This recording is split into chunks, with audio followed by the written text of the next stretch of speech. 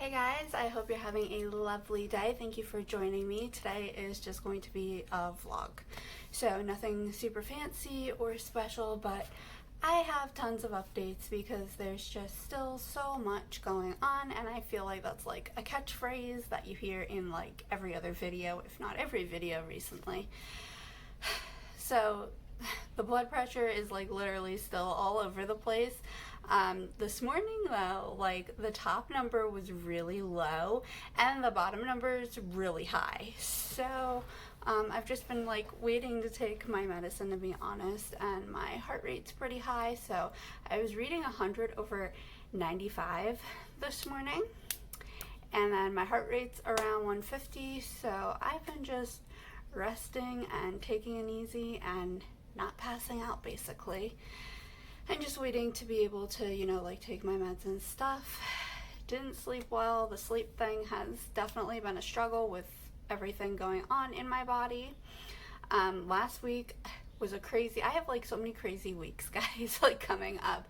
Last week, this week, and next week, it's just insane because of the hospital. So, last week I saw cardiology, I saw rheumatology, and my primary care physician. So crazy. So the big thing that everybody, of course, is talking about are those numbers that are completely out of whack, that are indicating that there could be a growth, something wrong in the adrenal glands, which is what we're hoping at this point. And I'm going to explain more as to why we're hoping I have a tumor, because I know like some people are thinking I've lost my mind, and I do totally understand why people would think that, but there is obviously a reason. So yeah, cardiology didn't really say much outside of like the tumor, and we're waiting like to figure stuff out. He increased my blood pressure medicine again in the morning, and I'm just really monitoring my numbers like a maniac. I feel like it's probably not as bad as I feel like it is. Like I have to take it a couple times a day, my blood pressure, and then like of course if Abby alerts or if I feel funny. But it's really hard to like constantly be checking it.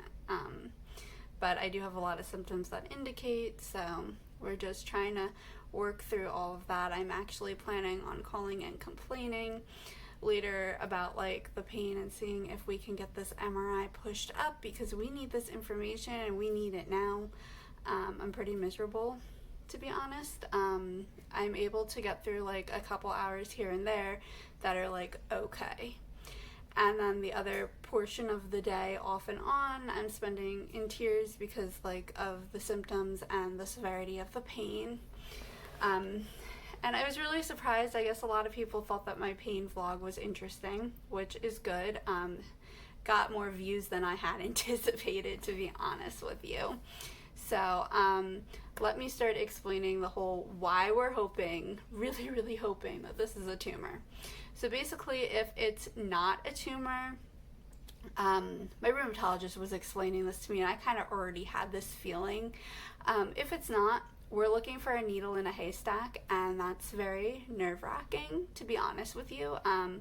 Honestly, the tumor almost seems too easy at this point, and like she was kind of like saying that to me.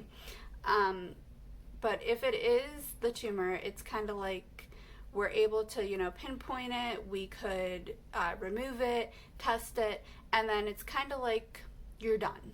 Like I understand like, okay, like if the gland's damaged, because they're thinking it's on the adrenal gland, that we would need to do like replacement therapies, and I get that it's not black and white, and it's not like super simple or super easy, but none of this is easy or simple at this point, which I think you all know, with being medically complex and being Victoria, I suppose we could say. So basically, if that's not it, we're gonna look into this being a nervous system issue. I do kind of want to also though play up like what's going on with these adrenal glands, because there's obviously something wrong with them. So I see endocrinology later today. We're going to be having a discussion about that. But she said that we would be looking for some sort of rare disease, which would be fine, other than the fact that it could take a really long time to pinpoint, and we're looking at at the minimum months to possibly pinpoint whatever this is. The next step looks like, if I test negative for the tumor, would be to find an autonomic nervous system specialist, which are not easy to come by, and she wants to see if I have nerve inflammation, which is not apparently easy to pinpoint. Other than that, we don't have a whole lot of direction, and that's definitely, I think, the most nerve-wracking thing. It's not even as nerve-wracking, honestly, for me to think of, like, oh, I might have a tumor, or there could be, like, multiple, like, cysts or whatever. Like, it's more nerve-wracking for me to not know and not have a direction and have to, like, cope with the symptoms and the severity of the symptoms and everything every day while we're trying to figure out even what direction to take. Because that's the problem, is other than this, nobody has a lot of direction, which is why I feel like everybody is kind of like hoping and praying that this is a tumor, because we know how to treat it then. We'll know which steps to take. And it would answer so many questions. Even like with the chest pains, different, like, even like mood swings, because I've been having those, and they're not like my normal. So, like, you know, everybody obviously gets emotional. We all have mental health in general, and you have your norm. I'm just all over the place swinging. Everything makes me cry. Everything is annoying at times, and it's just all over the place. But my primary care physician did reassure me that if this is a growth, this is completely normal. And even if it's not a growth, just with my hormone levels being off the way they are, I should be seeing even, honestly, more emotional side effects than I am seeing. So I'm grateful that it's not worse. Don't get me wrong. I'm trying to think, like, what else? But I guess that's, like, the main thing. Like, everybody's talking about, like, okay, it could be a tumor. And, you know, there's a part that it is a little bit nerve-wracking, but I think overall I'm, like, excited almost and, like, hopeful to find out, because it's nice to think that, oh, a lot of these symptoms could potentially go away, especially if, like, my original thought is true, that this has been here for at least 2 years or so. It would explain at least my weakness, which has gotten much worse. The staircase, guys, oh my gosh, it's awful.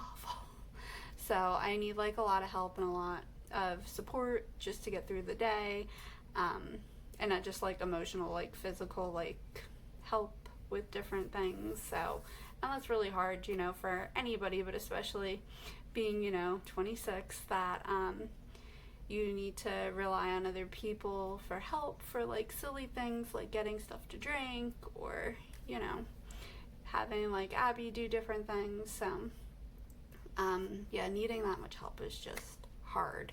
But this week, I don't even know. This week I have endocrinology. I know that. I have to, like, look this up. This is sad. My memory. I have endocrinology, and then I have Xolair scheduled, and I am hoping to be able to get my MRI pushed up.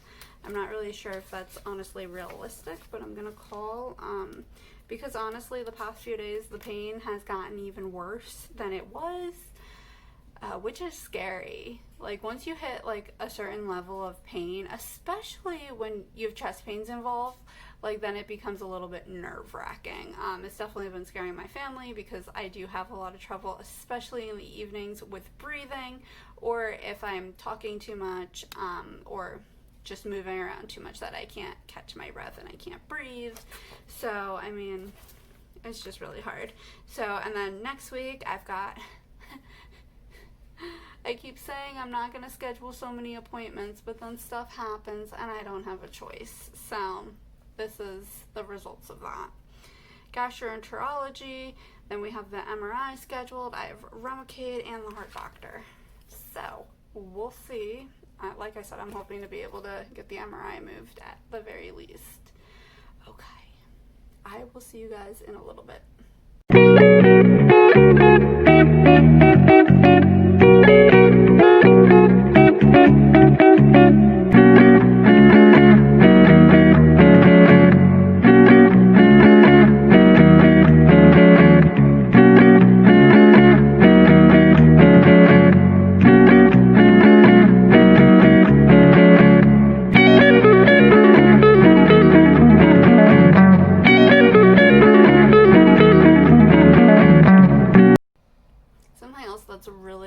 difficult with this all is that it's really hard to focus and concentrate.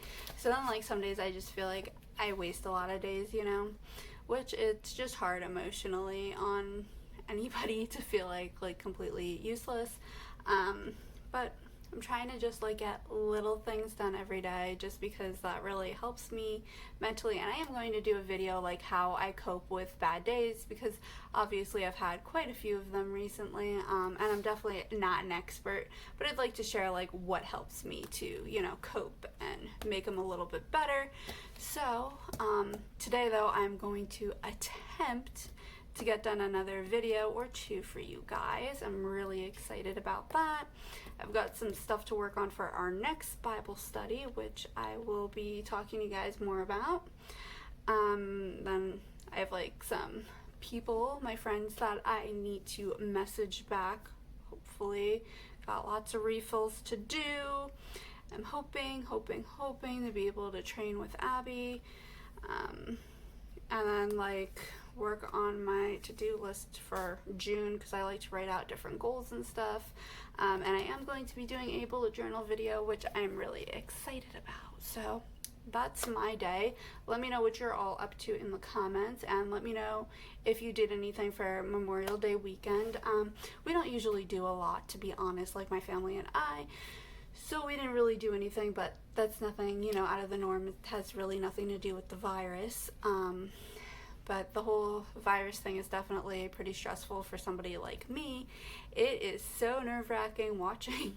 I don't really watch the news too much, but when you do, it is definitely nerve-wracking to see how dumb some people are acting. But I already know, like, for me personally, I'm not being able to step foot in a store for at least several more months. That's what my team and I have discussed, and I talked to them, you know, before making decisions like that about going into public. And I highly recommend, if you're immunosuppressed, to do the same thing. Contact your team and talk to them about it. It is really hard and frustrating for me when I see other patients or just people I know acting careless with the virus. It's very scary, because you're like, well, somebody you know could definitely get it and, you know, end up with not a great outcome. So I just recommend that you all be smart and safe, and I will see you guys very soon. All right, have a fantastic day.